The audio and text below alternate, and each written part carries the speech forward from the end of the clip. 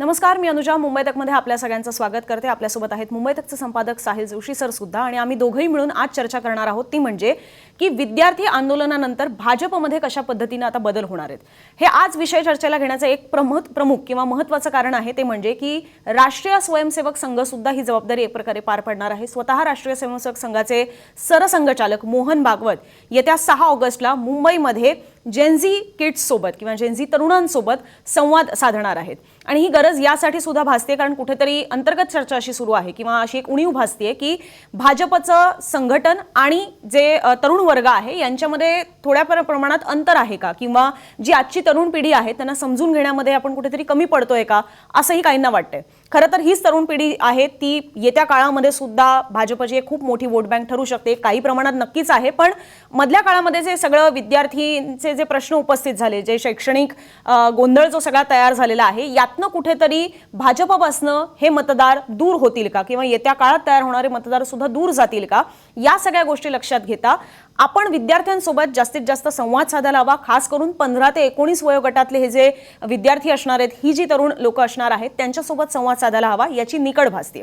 आता याच्यामध्ये आणखीनही 2-3 मुद्दे आहेत जे एकतर राष्ट्रीय स्वयंसेवक संघाचे जे पदाधिकारी असतील त्यांच्याकडनं किंवा अगदी भाजपमधले सुद्धा जे वरिष्ठ नेते आहेत त्यांच्याकडनं कोट म्हणून अर्थात पेपरमध्ये छापण्यात आलेले आहेत. त्यातले काही उदाहरणं द्यायची झाली तर त्याच्यामध्ये एक उणीव ही सुद्धा भासते की ज्या पद्धतीने लेफ्ट ऑर्गनायझेशन्स किंवा खास करून डाव्या विद्यार्थी संघटनांनी ह्या आंदोलनातनं जे एक नरेटिव्ह तयार केलेलं आहे किंवा ह्या आंदोलनातनं ते ज्या पद्धतीने तरुणांसोबत पोहोचलेले आहेत, त्यांनी जे तरुणांचे मुद्दे उचललेले आहेत तेवढ्या प्रमाणात एबीव्हीपी मग दिसलेली नाहीये का आपल्याला, म्हणजे अखिल भारतीय विद्यार्थी परिषद ते आपल्याला तेवढे तरुणांसोबत कनेक्ट झालेले मग पाहायला मिळाले नाहीत का, किंवा हे आंदोलन ज्या पद्धतीने उभं राहिलेलं आहे त्याचा फटका हा येत्या काळांमधल्या निवडणुकांमध्ये भाजपला बसेल का. अलीकडेच आपण त्या संदर्भातली बांकीपूर विधानसभेची जी पोटनिवडणूक झाली बिहारमधली, त्याच्या निकालावरनं सुद्धा हे अर्थ आपण काढलेले होते. तर ह्याचेच पुढचे परिणाम सुद्धा इतर निवडणुकांमध्ये दिसतील का, याही अनुषंगाने हा सगळा खल होणार आहे. आणि म्हणून याबद्दलची चर्चा जी आहे किंवा याबद्दलचा संवाद जो आहे तो तरुणांसोबत जास्त साधण्याचे प्रयत्न हे भाजप आणि तसंच संघाकडनं केले जाणार आहेत.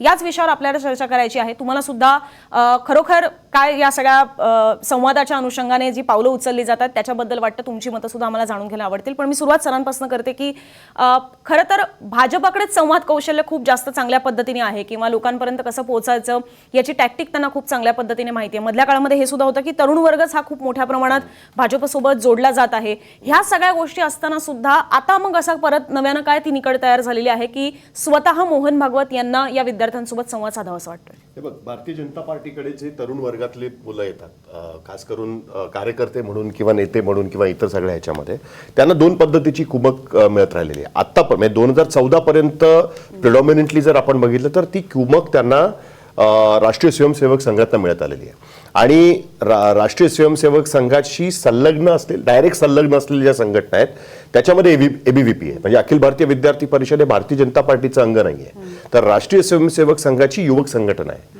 त्यांच्याशी संलग्न असलेली ती संघटना आहे. आणि भाजपचं भारतीय जनता पार्टीचं Bharatiya Janata Yuva Morcha, that is a political wing. पण अखिल भारतीय विद्यार्थी परिषद ही विद्यार्थी चळवळीमध्ये काम करणारी म्हणून ती संघटना आहे.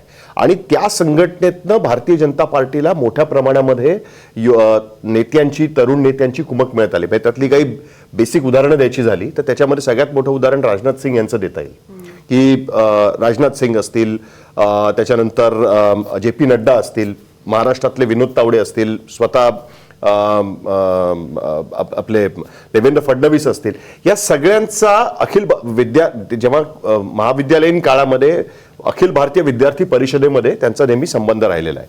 दुसरी एक गोष्ट अशी की तरुण पिढी म्हणा किंवा हा जो वयोगट आहे की जो महाविद्यालयाकडे जाण्याच्या पायरीवर असतो, त्या वर्गाबरोबर राष्ट्रीय स्वयंसेवक संघ म्हणजे संघाचे जे विरोधक आहेत ते नेहमी म्हणतात की संघाचा प्रयत्न नेहमी असतो कॅच देम यंग, कारण त्याच्यामध्ये तुम्हाला तुमचा विचार त्यांच्या मनामध्ये रुजवता येऊ शकतो आणि मग ती पिढी तुम्हाला त्या पद्धतीने तयार करता येऊ शकते. त्याच्यामुळे पहिली पायरी ही शाखा, ज्याच्यामध्ये म्हणजे शाळेतली मुलं त्याच्यामध्ये खेळाच्या माध्यमातून इतर कुठल्या माध्यमातून त्यांच्याशी जोडली जातात, ती हळूहळू करत अखिल भारतीय विद्यार्थी परिषदेमध्ये आणि अखिल भारतीय विद्यार्थी परिषदेमधनं जे पॉलिटिकल काम करू इच्छितात ते भारतीय जनता पार्टीमध्ये, असा हा ओघ हा किंवा संघामध्ये डायरेक्ट थेट मुख्य संघटनेमध्ये असा ओघ हा नेहमी संघाकडे राहिलेला आहे.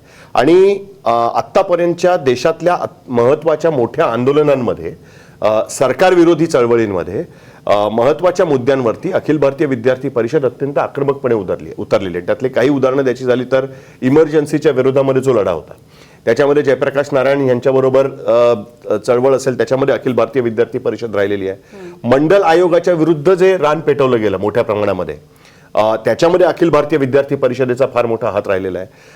राम जन्मभूमीचं आंदोलन जे झालं त्याच्यामध्ये तरुण पिढीचा जो ओढा भारतीय जनता पार्टीकडे आणि या चळवळीकडे किंवा आंदोलनाकडे घेऊन जायचा प्रयत्न झाला, त्याच्यामध्ये अखिल भारतीय विद्यार्थी परिषदेचा फार मोठा हे राहिलेला आहे. पण यावेळेस काय गोष्ट जाणवली तर ही एकतर सरकारच्या विरोधातली चळवळ होती आणि ती तशी चळवळ असून सुद्धा असल्यामुळे अखिल भारतीय विद्यार्थी परिषदेला त्याच्यामध्ये थेट भाग घेणं शक्य नव्हतं. आणि त्या चळवळीला किंवा त्या मुवमेंटला, त्या आंदोलनाला ज्या पद्धतीने मोठ्या प्रमाणात सपोर्ट मिळाला त्याचा फटका हा कुठेतरी नक्कीच बसलेला आहे की दुसरं जे अखिल भारतीय विद्यार्थी परिषदेचं किंवा संघाचं जे नॅरेटिव्ह आहे हे या तरुणांपर्यंत पोहोचलेलं नाही. ही गोष्ट अत्यंत महत्वाची आहे. दुसरी गोष्ट अशी की राष्ट्रीय स्वयंसेवक संघाच्या शाखा मोठ्या प्रमाणात वाढलेल्या आहेत, पण त्याच्यामध्ये तरुण मुलं येतात का हा एक वेगळा प्रश्न आहे. त्याच्यामुळे आपण जर बघितलं असेल तर संघाकडनं हा गेल्या काही वर्षांपासून प्रयत्न सुरू आहे की समाजातल्या वेगवेगळ्या स्तरातील लोकांशी संवाद साधायचा, त्यांच्याकडे जाऊन त्यांच्याशी बोलायचं, त्यांना आपले विचार सांगायचा प्रयत्न करायचा किंवा संघाला एक लोकमान्यता मिळावी, त्याच्यामध्ये वेगवेगळ्या विचारांचे लोक सुद्धा कसे येऊ शकतात अशा पद्धतीची चर्चा त्यांच्याबरोबर असावी, हा एक प्रयत्न त्यांच्याबरोबर सुरू झालेला बघायला मिळतं. पण त्यातला सगळ्यात मोठा गॅप जो होता तो या जंतर मंतरच्या आंदोलनामुळे त्यांच्या लक्षात आलेला आहे की वेगळ्या मुद्द्यांवरनं जे रोजगाराचे मुद्दे असतील किंवा नीट पेपर लीकचा मुद्दा असेल किंवा हे सगळे मुद्दे असतील, या मुद्द्यांच्या बाजूला ओढली गेलेली जी तरुण पिढी आहे त्यांना रोजच्या जीवनामध्ये होणाऱ्या संघर्षाच्या मुद्द्यावरून त्यांना सरकारच्या विरोधात उभं राहायचं आहे, त्याच्यामध्ये RSS किंवा हे त्याच्यामध्ये कुठेही आढळून आले नाहीत. आणि त्यामुळे तो गॅप भरायचा असेल तर आपल्याला हा संवाद सुरू करावा लागेल असं कुठेतरी त्यांना त्याच्यामध्ये वाटतं. आणि त्याच्यातनं हा प्रयत्न सुरू झालाय का हे आपण त्याच्यामध्ये बघितलं पाहिजे. आणि त्याच्यातनं आपण एक बघतोय. त्या दिवशी जर बघितलं असेल तर राष्ट्रीय स्वयंसेवक संघाचे सहकार्यवाह अतुल लिमये ह्यांनी अखिल भारतीय विद्यार्थी परिषदेच्या संभाजीनगरमध्ये जी त्यांचा जो मेळावा भरला होता त्याच्यामध्ये भाषण करताना त्यांनी जंतर मंतरच्या आंदोलनावरती असंवैधानिक आणि देशविरोधी असल्याचं लेबल लावलं. त्याच्यामध्ये त्यांनी हे आंदोलन कसं चुकीचं आहे, देशविरोधी ताकद त्याच्यामध्ये कशी इन्व्हॉल्व्ह होती हा आरोप त्यांनी त्याच्यामध्ये लावलेला. आणि दुसऱ्या बाजूला अखिल भारतीय विद्यार्थी परिषदेने झारखंडमध्ये जे झारखंड पब्लिक सर्व्हिस कमिशनचं जे पेपर फुटी झाली, ज्या मेन्स एक्झाममध्ये पेपर फुटी झाली आणि त्याच्यावरनं जे तिकडे आंदोलन उभं राहिले त्याला त्यांनी पाठिंबा दिलेला आहे. सो आम्ही या प्रश्नांशी जोडले गेलेलो आहोत, पण जे आंदोलन जंतर मंतरवरती झालं त्याच्यामध्ये असंविधानिक आणि देशविरोधी ताकद त्याच्यामध्ये इन्व्हॉल्व्ह होती, हा मुद्दा त्यांच्याकडनं सांगण्याचा प्रयत्न, त्याच्यामध्ये हा मोठा झटका कुठेतरी जाणवला आणि संघाच्या माध्यमातून तो रीच करण्याचा प्रयत्न कुठेतरी सुरू झाला आहे. मला त्याच्यातल्या दोन माहिती समोर ठेवायच्या आहेत ज्या पेपरमध्ये छापून आलेल्या आहेत त्याच्यानुसार. एक की भाजपमध्ये सुद्धा याबद्दलचं मत तयार होत आहे कुठेतरी की आपल्याकडे संघटनात्मक पातळीवर आपण ह्याच्यामध्ये कुठेतरी कमी पडतोय, की स्वतः पंतप्रधान नरेंद्र मोदी यांनी एखादा नाही तर 4 व्हिडिओज आतापर्यंत ज्याच्यावर सगळ्यात जास्त आत्ताची तरुणाई असते त्या इंस्टाग्राम प्लॅटफॉर्मवरनं त्यांनी रिलीज केले. नेहमीची त्यांची 8 वाजताची वेळ नाही तर रात्री 11:30-12 वाजता, ज्या वेळेला प्रत्येक जण इंस्टाग्रामवर बहुतांश वेळेला असतं आणि ह्या गोष्टी सहज अवेलेबल असतात आपल्याला की इंस्टाग्रामवर कोण किती वाजता जास्त असतं आणि इतर प्लॅटफॉर्म्सवर कधी असतं. सो ह्या सगळ्या गोष्टींचा अभ्यास करून पंतप्रधान नरेंद्र मोदी यांचे ते 4 व्हिडिओज रिलीज झाले. पण तरी सुद्धा तरुणांमध्ये तो राग पाहायला मिळाला, तरी सुद्धा राजीनामा घ्यावा लागला केंद्रीय मंत्र्यांचा, इथपर्यंत तो रोष कायम राहिलेला होता. सो जर असं असेल तर मग संघटनात्मक पातळीवर आपण कुठेतरी कमी पडतोय का विद्यार्थ्यांचा राग शमवण्यासाठी, हा एक पहिला मुद्दा. दुसरा मुद्दा जो ह्याच्यामध्ये देण्यात आलेला आहे की 12 वर्ष झालेली आहेत, मी एक्झॅक्टली तुम्हाला वाचून दाखवते की त्यांनी काय लिहिलंय. हे भाजपच्या एका सिनियर फंक्शनरी म्हणजे भाजपमध्ये काम करणारे जे आहेत त्यांच्यापैकी एक वरिष्ठ आहेत, त्यांचं हे म्हणणं आहे, the protest showed there is a disconnect between the organisation and students. After 12 years in power, much of the party functions from the top to down, our youth and women's wings have increasingly become implements of government programmes instead of independent political organisation. हा सगळ्यात महत्त्वाचा मुद्दा आहे की पक्षाची कामं किंवा पक्षाकडनं जे महिला आघाडी असते किंवा युवा आघाडी असते त्यांनी जे पक्षाची कामं पक्षाचं संघटनात्मक पातळीवर त्यांना बळकटी देण्यापेक्षा 12 वर्षांमध्ये ही यंत्रणा आता वरतून खालपर्यंत चाललेली आहे. म्हणजे सरकारनं, केंद्र सरकारनं काय कामं केलेली आहेत ती लोकांपर्यंत पोहोचवणं, त्या योजना पोहोचवणं, याच्यावर त्यांना जास्त भर द्यावा लागत आहे. हा पण एक सगळ्यात मोठा फॅक्टर ठरतो का? कारण की जसं इथे मगाशी, कारण की ह्याच्यामध्येच अतुल लिमय यांचा कोट सुद्धा आहे ज्याच्यामध्ये देण्यात आलेला आहे की Atul Limay, meanwhile, asked the Akhil Bharatiya Vidyarthi Parishad to examine how left organizations had succeeded in setting the agenda during the protest, calling on the students' organization to evolve its growth approach, its own approach. So ABVP साठी सुद्धा हा एक खूप मोठा lesson असणार आहे की left organisations एवढ्या ऍक्टिव्ह झाल्या आणि इथे लिहिल्याप्रमाणे की तो अजेंडा ते सेट करू शकले, मग ABVPला ते का शक्य होऊ शकलं नाही. आणि जो दुसरा मुद्दा जो भाजपमधनं अंतर्गतरित्या मांडला जातोय की आपल्या स्वतःच्या ज्या संघटना आहेत त्या कुठेतरी कमी पडतायत का, त्यांना सरकारची जी कामं आहेत त्याच्यावर जास्त भर द्यावा लागत आहे, ना की पक्षीय बळकटीवर. हे बघ कसं आहे की एकतर अखिल भारतीय संघाचा नेहमी प्रयत्न हा असतो की आपण भारतीय जनता पार्टी नाही आणि अखिल भारतीय विद्यार्थी परिषद ही भारतीय जनता पार्टी, मी मगाशी म्हटलं त्या पद्धतीने भारतीय जनता पार्टीची युवा किंवा विद्यार्थी विंग नाही, ही राष्ट्रीय स्वयंसेवक संघाची विद्यार्थी विंग आहे. राष्ट्रीय स्वयंसेवक संघाशी जसं भारतीय जनता पार्टी त्यांची एक पॉलिटिकल विंग आहे तशीच अखिल भारतीय विद्यार्थी परिषद त्यांची विद्यार्थी विंग म्हणून काम करते. ही गोष्ट त्यांना म्हणजे ते इंडिपेंडेंट काम करतात, ही कुठेतरी सांगायचा त्याच्यामध्ये प्रयत्न आहे. दुसरी सगळ्यात महत्त्वाची गोष्ट अशी अनुजा की ह्याचं पण एक कुठेतरी रिअलायझेशन आहे की संघाने जी तरुण पिढी निर्माण केली ती भारताच्या सांस्कृतिक राष्ट्रवादाच्या आधारावरती तयार केलेली तरुण पिढी आहे आणि त्यांची शिकवण संघाच्या शाखांमध्ये असेल किंवा इतर ठिकाणी सांस्कृतिक राष्ट्रवादाची ती शिकवण त्याच्यामध्ये राहिलेली आहे.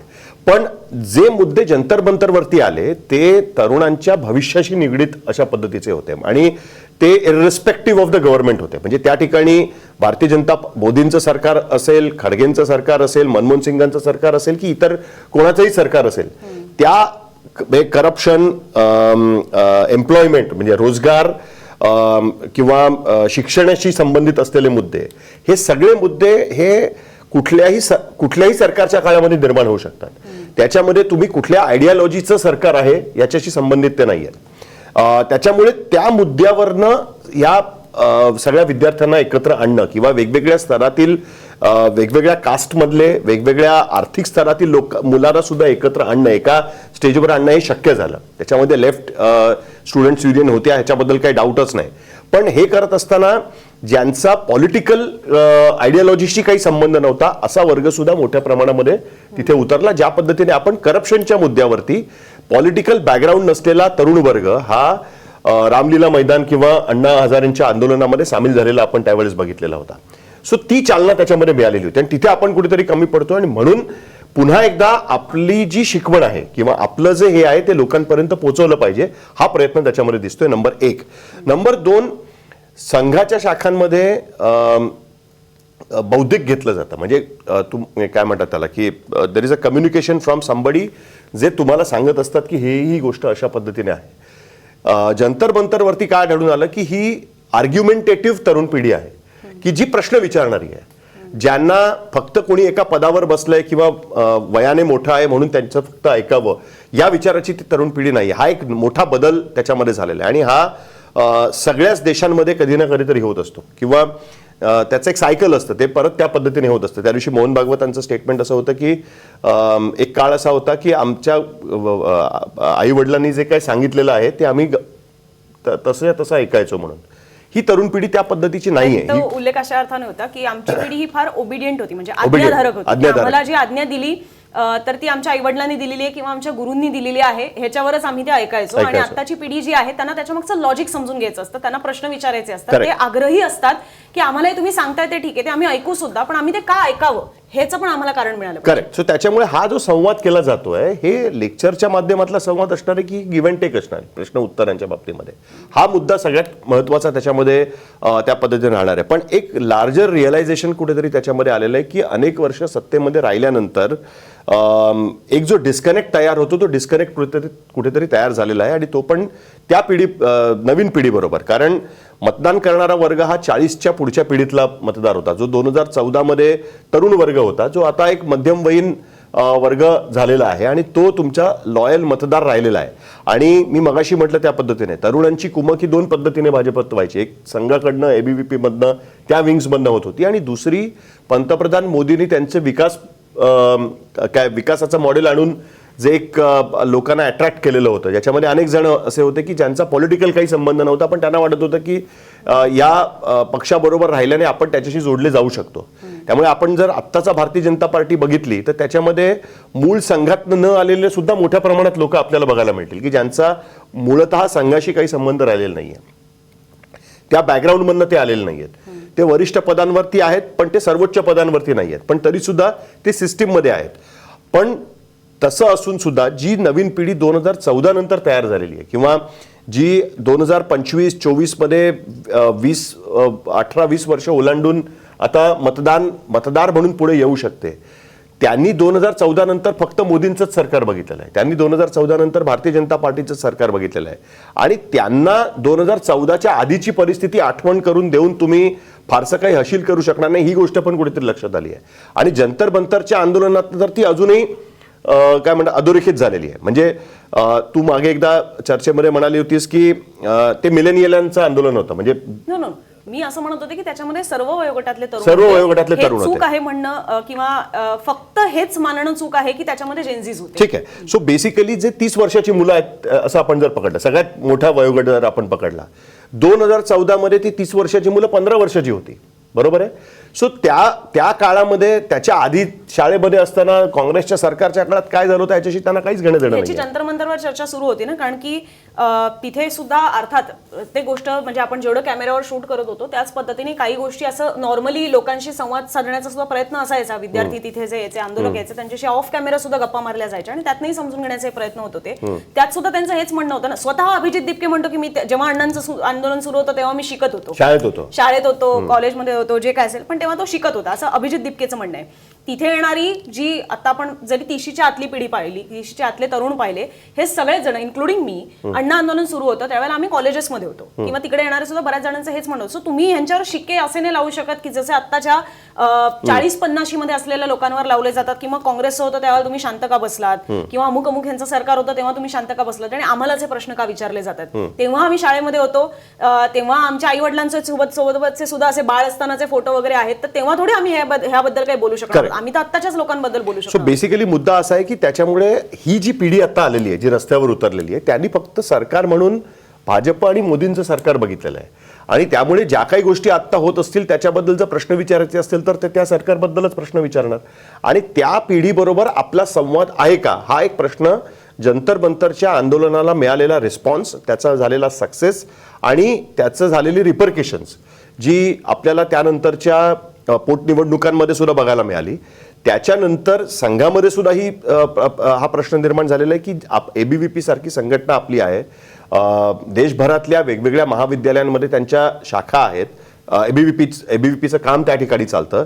फक्त सरकारमध्ये भारतीय जनता पार्टी असल्यामुळे त्यांना आपल्याच सरकारच्या विरुद्ध स्पष्ट भूमिका घेणं, रस्त्यावर उतरणं, प्रश्न विचारणं हे थोडंसं मुश्किल झालंय का? मग त्या निमित्ताने आपल्याला काही संवाद साधता येऊ शकेल का? त्या निमित्ताने आपल्याला काही गोष्टी करता येऊ शकतील का? किंवा तो संवाद वाढवण्याची गरज आहे का?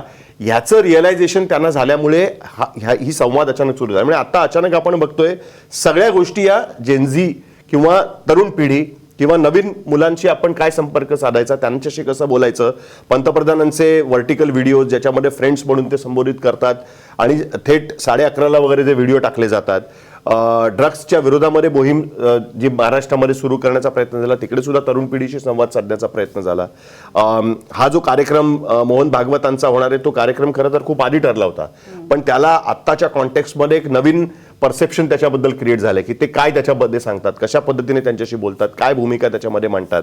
त्या तरुण पिढीला त्यांच्या भविष्याची चिंता सगळ्यात जास्त असणार आहे की सांस्कृतिक राष्ट्रवादाच्या आयडिओलॉजीवरती ती तरुण पिढी विचार करायला तयार असणार आहे.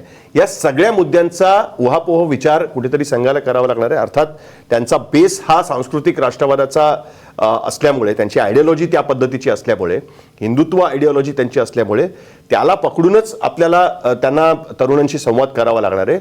पण त्या संवादावरती भर दिली म्हणजे तरुण पिढी त्याला भर देते की त्या बाबतीमध्ये सध्या त्यांना भेडसावणाऱ्या प्रश्नांबद्दल जास्त आग्रही राहते, हे बघणं माझ्या मते अत्यंत आवश्यक असणार आहे. आणि सध्याच्या परिस्थितीमध्ये जंतर मंतरने दाखवलेलं आहे की आयडिओलॉजिकल डिफरन्सेस बाजूला ठेवून, तुमचे कास्ट डिफरन्सेस बाजूला ठेवून, तुमचे वेगवेगळ्या आर्थिक स्तरात तुम्ही असल्याचे डिफरन्सेस बाजूला ठेवून एका कॉमन मुद्द्यावरनं पेपर लीक आणि त्याचबरोबर भविष्याची चिंता, रोजगार, एम्प्लॉयमेंट या मुद्द्यांवरनं तरुण पिढी एकत्र आलेली त्याच्यामध्ये बघायला मिळते. आणि त्याच्याशी संवाद साधणं हे पुढच्या काळामध्ये जर संघाशी संबंधित असलेल्या राजकीय पक्षांचं वर्चस्व भारताच्या राजकारणामध्ये कायम ठेवायचं असेल तर हे आवश्यक आहे. आणि त्या पद्धतीने त्यांनी सुरुवात करायचा प्रयत्न केलेला आहे.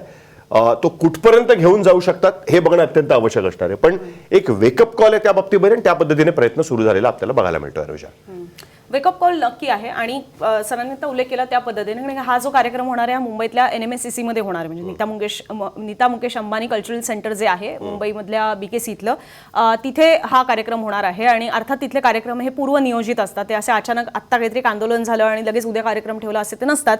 तर तो कार्यक्रम होणार आहे. मुळात त्या कार्यक्रमाचं स्वरूप सुद्धा आहे की ज्याच्यामध्ये उद्घाटन होतं India international movement to unite nations, ज्याच्यामध्ये the role of youth in uniting the world the Indian way हा खरं तर त्यातला विषय असणार आहे, ज्याच्यामध्ये 15 ते 19 या वयोगटातले तरुण असणार आहेत. जवळपास 2000च्या संख्येमधले ते तरुण असणार आहेत. आणि अशाच पद्धतीचे कार्यक्रम हे जवळपास 100 शहरांमध्ये घेतले जाणार आहेत. तर हा त्यातला एक भाग आहे. पण आत्ताच्या गेल्या आठवड्याभरात मध्ये घडलेल्या या सगळ्या घडामोडींची पार्श्वभूमी असल्यामुळे ह्या कार्यक्रमाकडे आत्ता नजरा या थोड्या वेगळ्या अंगानं आहेत. अर्थात राजकारणामध्ये असे कुठलेही ठोकताळे आपल्याला लावता येऊ शकत नाहीत की अमुक अमुक शब्द आपल्या भाषेमध्ये आणले म्हणजे मग आपण तरुणांना अपील होतोय का. कारण की यावर स्वतः अभिजित दीपकेने आपल्या मुंबई तकच्या मुलाखतीमध्ये सुद्धा उल्लेख केला त्या दृष्टीने की आम्ही ज्या वेळेला CJP सुरू केला किंवा त्याचा एक मॅनिफेस्टो त्यावेळेला समोर आणलेला होता, त्यावेळेला असे कुठलेही शब्द हे त्याच्यामध्ये नव्हते आणि तरी सुद्धा मुद्दे होते, शब्द वापरलेले नव्हते. त्यामुळे तुम्ही फक्त फोमो, MIA किंवा क्लॉकिट सारखे शब्द वापरलेत म्हणजे तुम्ही तरुणांना अपील व्हाल असा थेट त्याचं समीकरण बांधता येणार नाही. जेनझीजना अपील व्हायचंय याचा अर्थ फक्त त्यांची भाषा वापरणं एवढ्यापुरतं त्यांना मर्यादित ठेवून चालणार नाही. भारताच्या तरुण पिढीला जर तुम्हाला अपील करायचं असेल तर त्याच्यासाठी त्यांचे मुद्दे उचलणं अपेक्षित आहे. आणि त्याच्यासाठी सुद्धा खरं तर कुठल्या वयाची सुद्धा मर्यादा नसते, कारण की स्वतः पंतप्रधान नरेंद्र मोदी यांचं वय सुद्धा 75च्या घरामध्ये आहे, तरी सुद्धा आजही ते अनेक तरुणांना अपील होत असतात. महाराष्ट्राचे मुख्यमंत्री देवेंद्र फडणवीस यांनी सुद्धा तरुणांसोबत संवादाचे अनेक कार्यक्रम हे मधल्या काळात हाती घेतलेले आहेत. आता त्याच्यामध्ये भर पडते ती सरसंघचालक मोहन भागवत यांची. त्यामुळे काही लोकांना असंही वाटेल की ते 75 वर्षांचे आहेत तर ते इतक्या तरुण पिढीला अपील होतील का, तर ते खरोखर होतील का, ते कुठल्या पद्धतीने मुद्दे मांडतायत, भाषेमध्ये त्यांच्या सुद्धा काही बदल होतोय का, कारण की संवादाची भाषा सुद्धा थोड्याफार प्रमाणात कदाचित बदलावी लागू शकते जर एवढ्या तरुण पिढीशी बोलायचं असेल तर तिथे सुद्धा कुठले वेगवेगळे फंडे वापरले जातात, कशा पद्धतीने त्यांना अपील केलं जातं, काय मेसेज त्यांना दिला जातो, हे सगळं सुद्धा आपण अर्थात जाणून घेण्याचा प्रयत्न करत राहणार आहोत. त्यामुळे या सगळ्या संदर्भातली तुमची ही मतं आमच्यापर्यंत नक्की पोहोचवा. खास करून तुम्ही तरुण असाल तर तुम्हाला सुद्धा या सगळ्या घडामोडींबद्दल हे वेगवेगळे पर्याय जे वेगवेगळ्या पक्षांकडून अवलंबवले जात आहेत तरुण पिढीला अपील करण्यासाठी, त्याबद्दल तुम्हाला काय वाटतं तुमच्या प्रतिक्रिया कॉमेंट बॉक्समध्ये नक्की मांडा. तुर्तास आता या व्हिडिओमध्ये आम्ही इथेच थांबत आहोत. हा व्हिडिओ पाहिलात त्याबद्दल धन्यवाद.